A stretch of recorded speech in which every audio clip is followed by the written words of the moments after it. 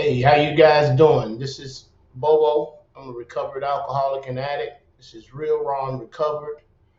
Uh, we're on our journey through the steps. We are already expressing what it looks like to do a fourth step safely, uh, as careful and as quick and as thorough as possible. And the way that I've been laying it out already from part one is that we need to we need to survive this. It's important. My resentments have been a collection of ill feelings throughout my life. They have played a major part in why I've stayed in bondage to drinking and drugging because they have been a major participant in my ism, in my being restless, irritable, and discontented. Resentments is the number one offender. They kill more alcoholics and addicts than anything else. And so, obviously, if I'm doing the steps and I'm on the fourth step and I'm working the fourth step from left to right, so the person I have the grudge against, the cause, the effects, my, and then the fourth column, then the grudge, the cause, the effects, my fourth column, the grudge, the cause. If I'm doing it that way, I have rekindled and opened up all those ill feelings all at one time, and I, without being in a safe environment, won't survive that. So the way to do it is to go the whole grudge list first. Put one person, one principle, uh, on each page. Put it on the corner, turn the page. Put the next one, and this, if you do this, this has nothing to do with what they did. This is just who I'm angry at, who I'm upset with, who rubbed me wrong, what principle rubbed me wrong, what institution rubbed me wrong, what person rubbed me wrong. And I'm going to roll with that. This ain't going to take no time because being a dope fiend, I know what the fuck I don't like. So bam, bam, bam, bam, bam, page, bam, page, bam, page, bam, page. Then it's a little bit harder because I need to critique it and pinpoint it and make it clear exactly what the offense is. It takes a little bit more time because there's obviously more writing involved, but from the side of each person on each page, I'm going to put the cause in plain. I'm going to make it plain. Bam, next page, cause, bam, next page, cause, bam. Now it's getting to that therapeutic part because now I get to figure out and take a look at and consider how it affected me in column 3. It affects my self-esteem, my pocketbook, my personal relations, my sex relations, my security, my pride, and fear, right? So when I get this down on each side of each grudge and each cause, I want to spend as much time in the fourth column as possible. That's why it's written like this. So let's read right quick. On page 66, it says, "It is plain that a life which includes deep resentment leads only to futility and happiness. To the precise extent that we permit these, do we squander the hours that might have been worthwhile. But with the alcoholic, whose hope is in the maintenance and growth of a spiritual experience, this business of resentment is infinitely grave. We found that it is fatal. For when harboring such feelings, we shut ourselves off from the sunlight of the Spirit." So if just simply harboring such feelings shuts me off from the sunlight of the Spirit and it kills me, then stirring them up can do the same thing. The insanity of alcohol or drugs return and we drink or we use again. And with us, to drink or to use is to die. If we were to live, we had to be free of anger. The grouch and the brainstorm were not for us. They may be the dubious luxuries of normal men, but for alcoholics, these things are poison. We turn back to the list, for it held the key to the future. We were prepared to look at it from an entirely different angle. Remember, I'm doing this because I'm prepared to look at it from an entirely different angle. So I've got column 1, 2, and 3 down now. Everything counted. fearlessness and thoroughness from the start. We begin to see that the world and its people really dominated us. In that state, the wrongdoings of others, fancy the real, had the power to actually kill. So even if it's just my imagination, if I'm fucked up about it, it still has the power to kill me. So if it's the truth, it has the power to kill me. And if it's imaginary, it has the power to kill me. How could I escape? We saw that these resentments must be mastered, but how? We could not wish them away any more than we could alcohol or drugs. This was our course. We realized that the people who wronged us were perhaps spiritually sick. Though we did not like their symptoms and the way these disturbed us, they, like ourselves, were sick too. They, like ourselves, were sick too. I've got to be able to consider something other than just how I felt about it. And now I'm beginning to start looking at the person as simply being human, simply having shortcomings, character defects, and seeing them as sick. And sick people hurt people. You know, just like miserable people make people miserable. We ask God to help us show them the same tolerance, pity, and patience that we would cheerfully grant a sick friend. When a person offended, we said to ourselves, this is a sick man. How can I be helpful to him? God, save me from being angry. Thy will be done. We avoid retaliation and argument. We wouldn't treat sick people that way. If we do, we destroy our chance of being helpful. We cannot be helpful to all people, but at least God will show us how to take a kindly and tolerant view of each and everyone. So referring to our list again, that's column 1, 2, and 3. Putting out of our minds the wrongs others had done, we resolutely look for our own mistakes. So now with column 4, and now on column 4, we're no longer considering who it is, what it is they did, nor even how it affected me. Now I'm only wanting to look at my side of it. So if I do it in the order I said, column 1, then column 2, then column 3, the whole list of column 1, the whole list of column 2, and the whole list of column 3, then I could spend an appropriate amount of time towards liberation, towards seeing things a different way, towards seeing my fault. As soon as I start to see my fault, it'll start relieving some of the issues and the anger and the resentments and the humiliation and the shame and the guilt. As soon as I start seeing the part I played in it, it'll start removing some of the intensity of the illness, the ill feelings. It'll start removing, it will begin, it's not finished, but it'll begin to lighten the load. Referring to our list again, putting out in the minds the wrongs others had done, we resolutely look for our own mistakes. Where had we been selfish, dishonest, self-seeking, or frightened? Though a situation had not been entirely our fault, we tried to disregard the other person entirely. So we put selfish, dishonest, self-seeking, and frightened on the backside so that I can't even see column 1, 2, and 3. Where were we to blame? The inventory was ours, not the other man's. When we saw our faults, we listed them. We placed them before us in black and white. We admitted our wrongs honestly, and we were willing to set these matters straight. So check it out. The alcoholic and the addict, his self will run riot, though he usually doesn't think so. And truth, to see that others is wrong is as far as most of us ever got. And this is where I sit. So this is why it's imperative that if I'm not in a safe environment, if I'm doing it on the street, this 4-step on the street, and I can't take a chance on stirring up all these feelings without getting to the part where I begin to get some relief. If I'm in a safe environment, I can just do it the way they tell me to do it while I'm there. But if I'm out here in the free world, then I need to do it the way the book lays it out, or else I'm putting myself at unnecessary risk.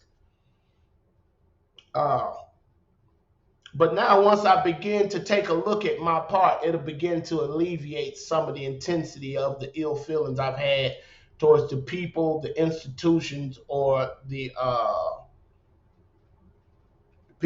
institutions or the principles that I've been upset with. So this is part 2. So we're going to get right on into the fears and the sex inventory. So It says, notice the word fear is bracketed alongside the difficulties with Mr. Brown, Mrs. Jones, the employer, and the wife. This short word somehow touches about every aspect of our lives. It was an evil and corroding thread. The fabric of our existence was shot through with it. It set in motion trends of circumstances which brought us misfortune we felt we didn't deserve. But did not we ourselves set the ball rolling? Or did not we ourselves keep the ball rolling? Remember, I had made mention in the first part about molestation. I just want to tell you, I'm going to have to put that on the 4-step. I'm going to have to put that in column 1, column 2, column 3, and column 4. But this is an excellent place to get some counseling if I need some counseling to work through that. This is one of the places where counseling and counselors and people who deal with trauma are essential, right? They can help me. This is one of the places where a person can help me sort through that mess. Don't neglect yourself. If there's help out there for you, get that, right? So, in that, I said that because initially being molested would not be my fault or your fault. But I'm at fault because I tend to stay angry and I have dropped my spiritual responsibility to get over it. So I stayed angry and I stewed on it and I stayed sick and I used it to either destroy myself or I use it to start destroying other people. So it says fear ought to be classed with stealing. It seems to cause more trouble. We reviewed our fears thoroughly. We put them on paper, even though we had no resentments in connection with them. We asked ourselves why we had them. So stop right there. So here we go. Let's take a look at this.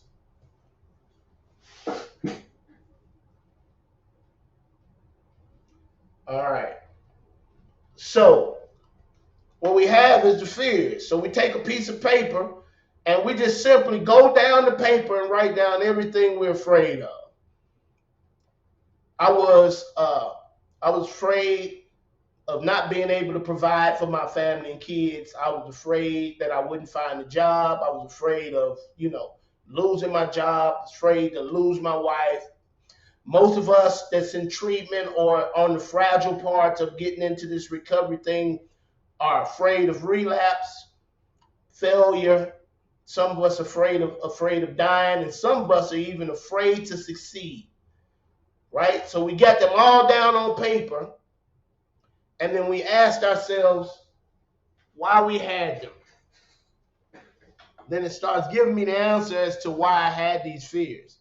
It says that wasn't it because self-reliance failed us? Self-reliance was good as far as it went, but it didn't go far enough. Some of us once had great self-confidence, but it didn't fully solve the fear problem or any other. When it made us cocky, it was worse. So right here, they're making me realize that self-reliance is also self-confidence, and self-reliance and self-confidence is part of my problem because it doesn't solve the problem. So I don't dissolve a fear by being reliant on self, and I don't resolve a fear by being confident in self. What am I saying? Watch this. So I asked myself, why do I have these fears? Right? Self-reliance failed me. Not being able to provide.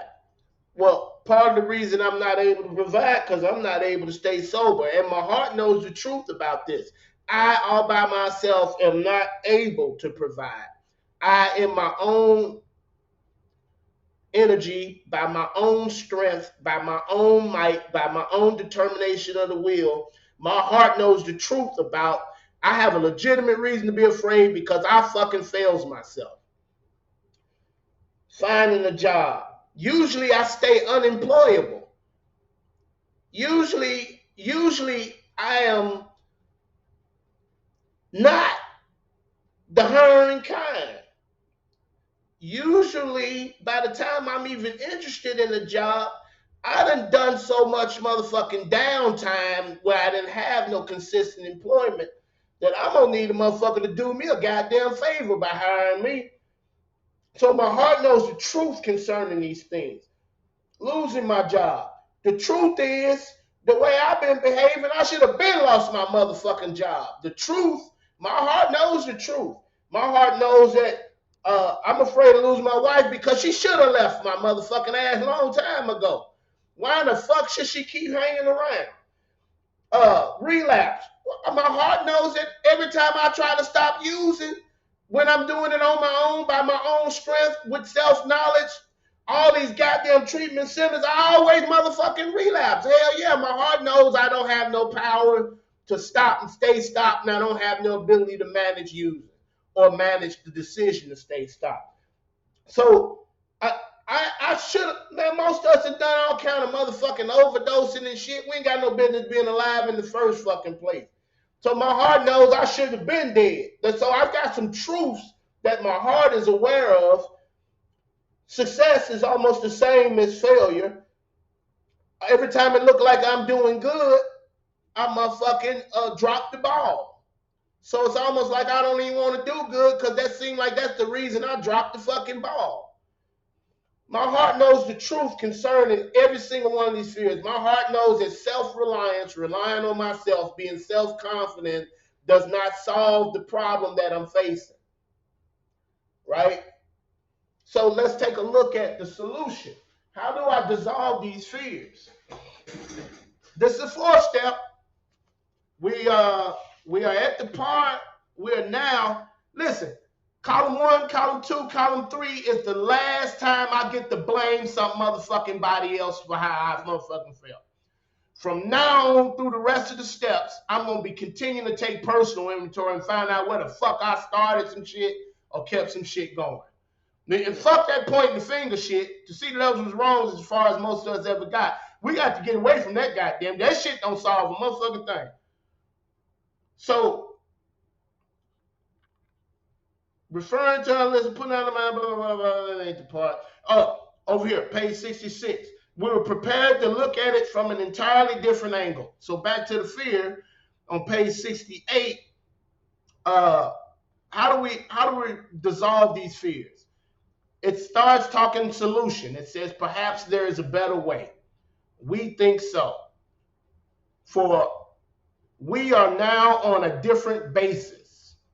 The basis of looking at things differently, the basis of looking at my part, the basis of trusting in God, the basis of trusting in the power greater than myself, the basis of trusting and relying upon God.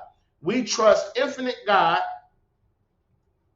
That's unlimited power, infinite God, all powerful, everywhere, at all times, never dies, in eternity. We trust infinite God rather than our finite selves, our weak ass, incapable, insufficient self. We are in the world to play the role he assigns. Just to the extent that we do as we think he would have us and humbly rely on him, does he enable us to match calamity with serenity. So watch this. Here we go again. Okay, so not being able to provide, I have a legitimate reason that I'm aware of in my heart to fear being able to provide is because my past history is proof that I'll drop the ball in my role that's assigning me to provide. If I'm relying on self, I always drop the ball. But just knowing that I'm incapable keeps me afraid because my brain does not want to rely on infinite God rather than my finite self. My brain wants to reacquire some self-confidence, do it myself, be independent, and be successful on my own strength by my own self-propulsion. I don't get to be free of fear continuing to try to rely on self. I don't get to be free of fear continuing to be self-confident. It doesn't solve my problem. But as soon as I know what it looks like to depend on God, that's when I begin to outgrow the fear. So I still have the responsibility or the role that God assigns to provide, but I have to know what it looks like to humbly rely on him. finding a job? Can I trust that God will give me a job or open the door for me to have a job when it's His time? Losing my job. If I lose my job, obviously God got a better job in store for me. Can I even consider that? Losing my wife. If it's God's will that this relationship be restored, then it's I'm still required to do my best to the precise extent that I think He would have me do, while humbly relying upon Him. That's how He'll enable me to match calamity with serenity. See, all these things are calamity. All these things are things that disturb me. To have serenity in all these things, I'm going to have to know what it looks like for me to do my best. That's to the precise extent that I do as I think God would have me. And at the same time, know what it looks like to lean on the power of God, trust that He's got it, rely on Him humbly. If I could do them two things at the same time, I tend to acquire a peace that is not disturbed or shaken or lost because these are legitimate concerns. They're a legitimate concern.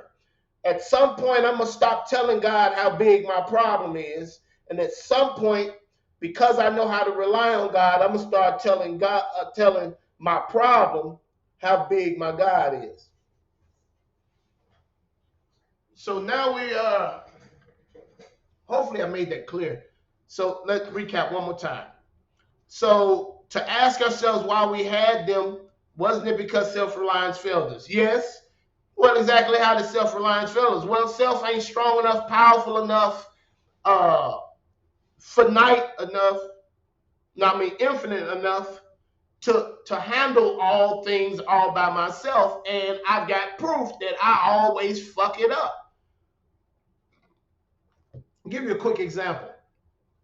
So in my past, my experience is that I had always fucked my sexual relationships up, either by being an ugly, sarcastic, condescending, chauvinistic ass piece of shit, or by being unfaithful, or by being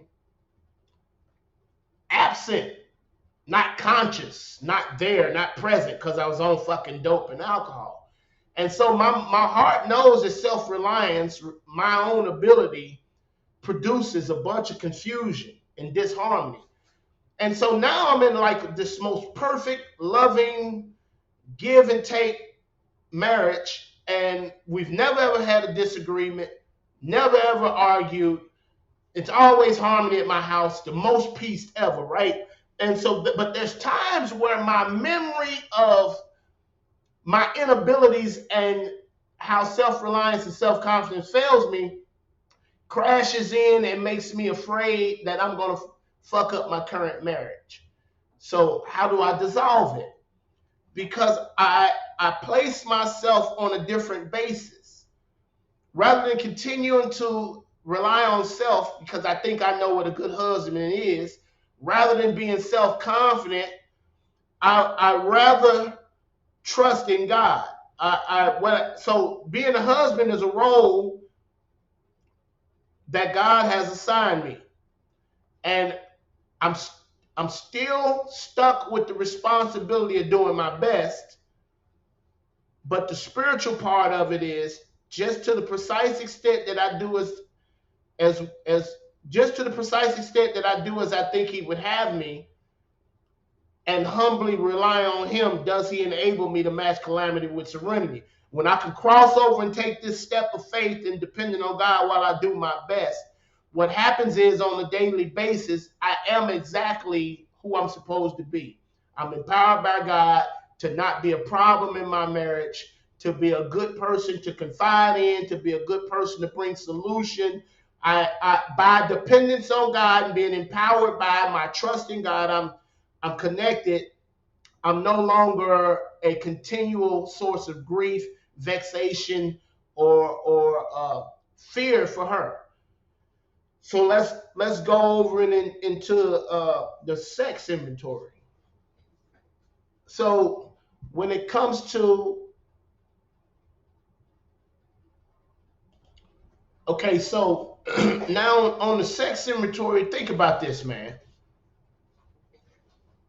In my conscience, I already have a problem because God, as I understand him, is not okay with me sleeping around. He ain't never been okay with me being no hoe. It ain't never been okay for me to go buy no pussy.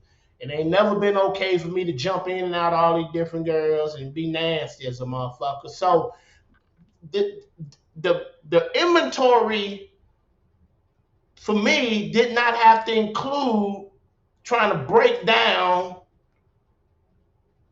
buying pussy or hoeing around. I'm clear on that. That ain't acceptable between me and God.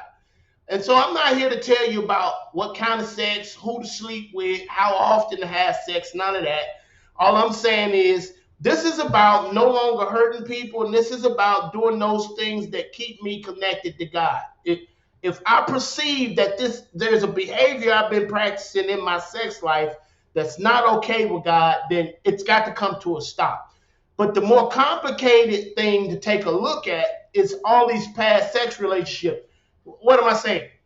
One of them relationship where I'm yours, you're mine, and we're in some kind of commitment and we're trying to make it work together, then I need to take a look at these relationships because I've done a lot of harm there and there's some harm been done to me too. But if there was some things done to me that I'm offended at, she should already be, or he should already be in the first three columns back there where I process the resentments and take a look at myself.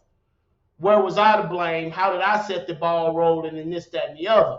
But once I cross, once I come into the fourth column, from then on, it is no longer about blaming nobody else. No longer able to get away with blaming other people. I now have to take a look at myself. So what I'm gonna do is I'm gonna just the same way I did with column 1, 2, and 3. I'm gonna give them a page, one page apiece. So I'm gonna take that page and I'm gonna put Sydney. I'm gonna take that page. I'm gonna put Becky. I'm gonna take that page. I'm gonna put Kamisha.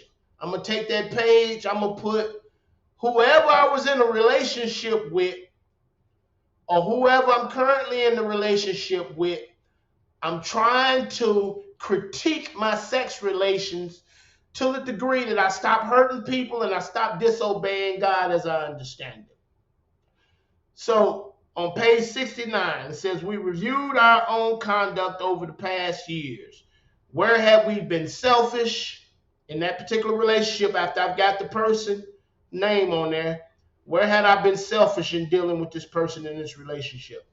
Then the next column, where have I been dishonest? Lying directly or lying by omission or inconsiderate? Where had I only been self-centered and only considering what I want, how I want it, and what I like? Where had I been inconsiderate? And that's the whom have I hurt? Did I unjustifiably arouse jealousy, suspicion, or bitterness? Where were we at fault? What should we have done instead? So it's going to look something like this. Obviously, on the person's name could be right here on this side in parentheses. And then I'm going to take a look at that relationship as to how I behaved in that relationship. And I want to know, where was I selfish in this relationship? Write that down. We ain't talking about what she did no more. Fuck what she did. See, I'm trying to come up with an ideal for my future sex relationship. I'm trying to come up with an objective to strive for that's no longer going to disrespect my high power or continue hurting people. So where had I been selfish? Where had I been dishonest? Where had I been inconsiderate? And when you sit back and you think about these old relationships, how they failed, and I'm trying to see where I played the part in setting the ball rolling or kept the ball rolling to destroy this relationship or damage the relationship that I'm in, then I go to asking a little bit more complicated questions about that relationship. Let's see if you get a better look at that.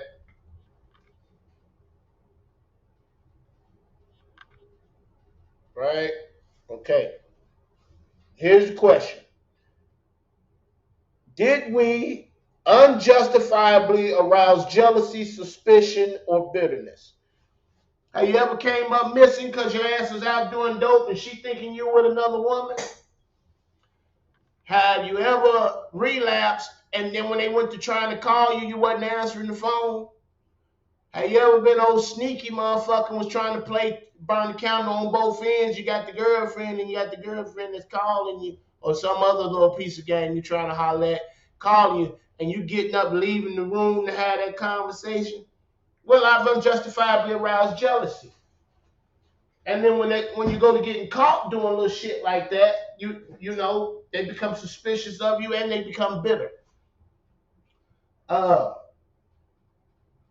then we get into some even bigger questions because out of these last couple of questions, the last couple of questions were where were we at fault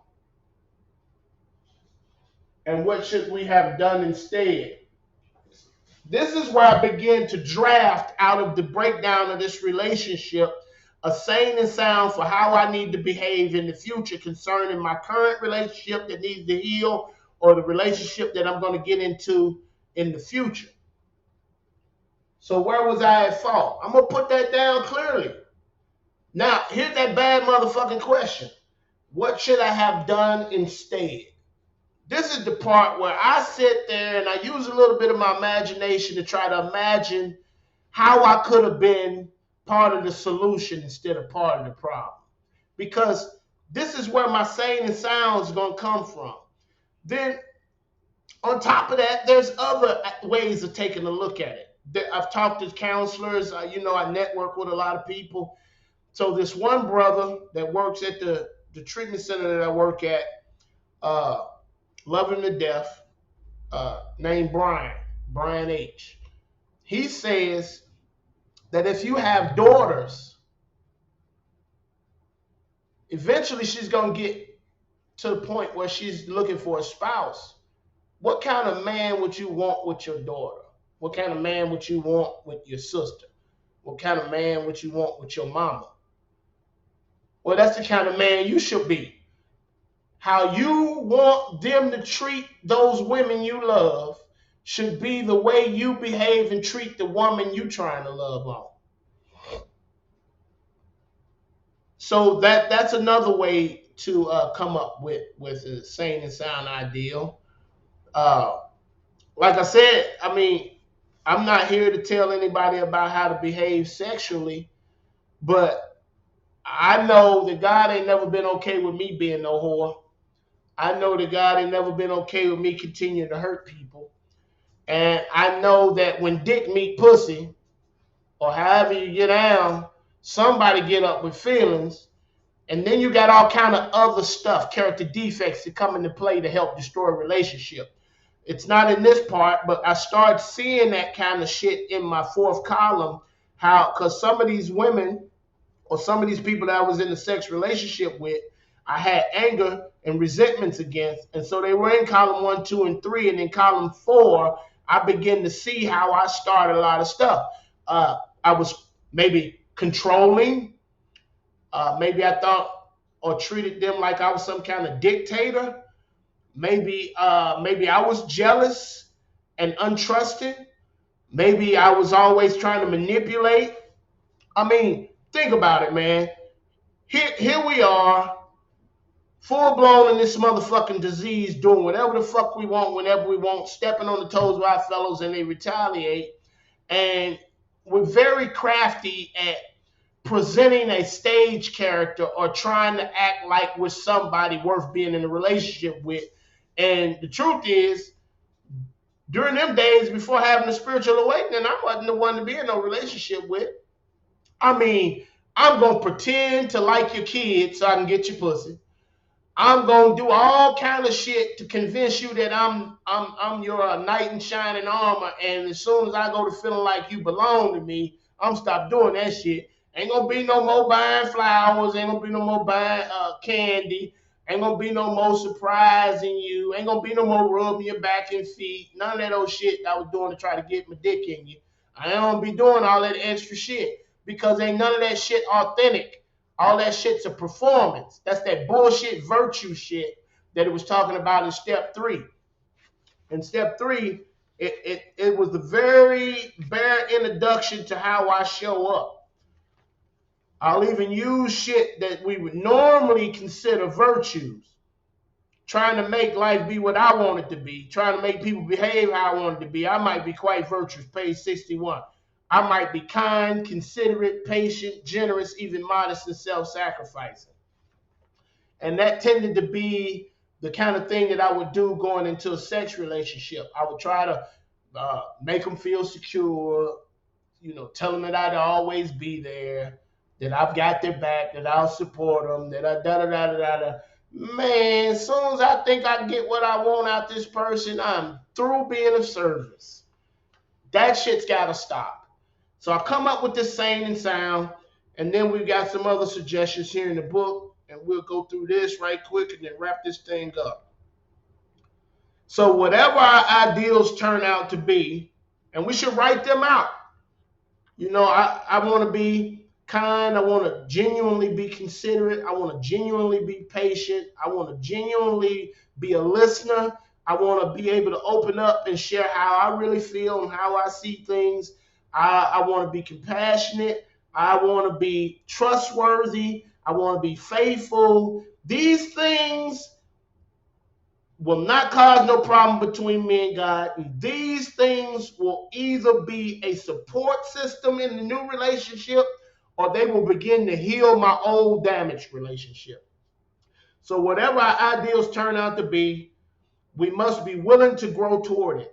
We must be willing to make amends where we have done harm, provided that we do not bring about still more harm in doing so. In so doing. In other words, we treat sex as we would any other problem. In meditation, we ask God what we should do about each specific matter. The right answer will come if we want it. God alone can judge our sex situation.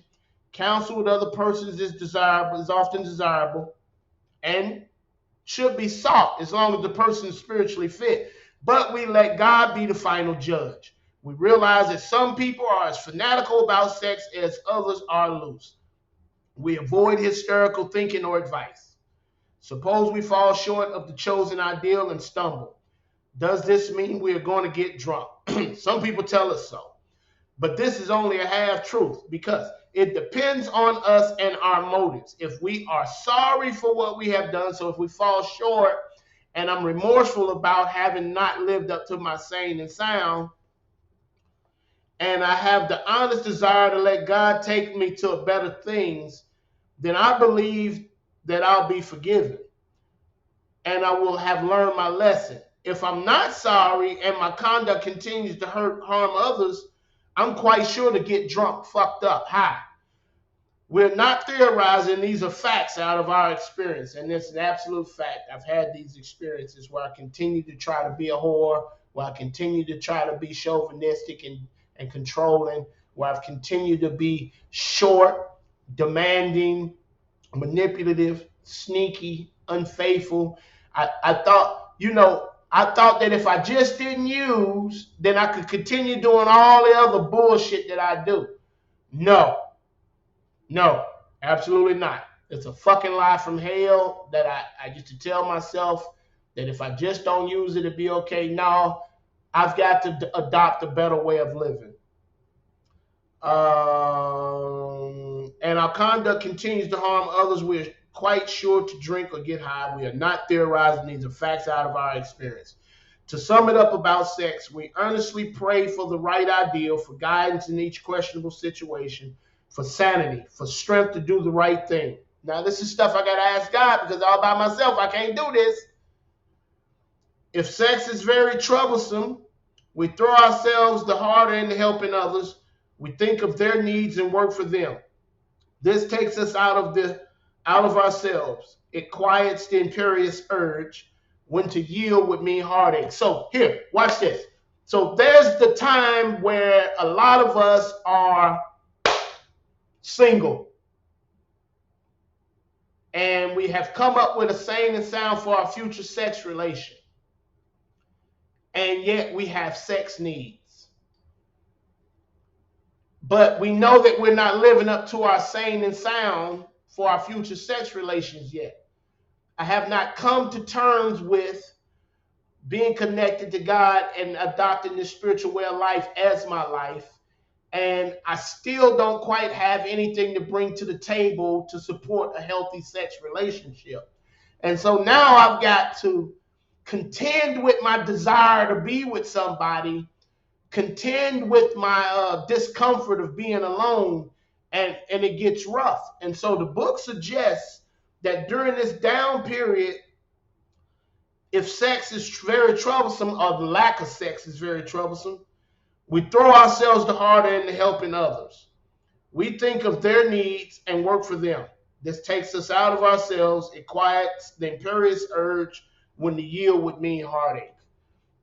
I have had the privilege, the honor, and the benefit of sponsoring gay men, gay women, straight men, straight women, and I have learned to let people be who they are and let them, do what they do. My only desire is to relate to you that according to your conception of God, you've got to come up with ideals that will not offend your creator.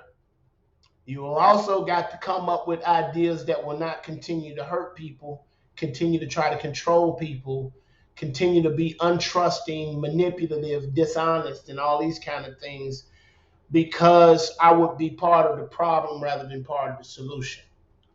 This has been Real, Raw, and Recovered. I'm Bobo. I love y'all. I hope that this helps you and aids you in your journey through the 4th step. We'll be doing a lecture on the 5th step. If these videos are helping you understand more clearly what the objective is on how to get connected to God, stay connected to God, and be useful and helpful to other people, subscribe to the channel, share them with anybody you like. We just want to help as many people as possible. I believe this is why God spared me and what I'm called to do, so I'm about that. Make some comments, make some suggestions. I'm not saying that your suggestion to stop me from doing what the fuck I'm doing, but I am humble enough to consider what you have to say. I love y'all. Keep your head up. Till next time, peace.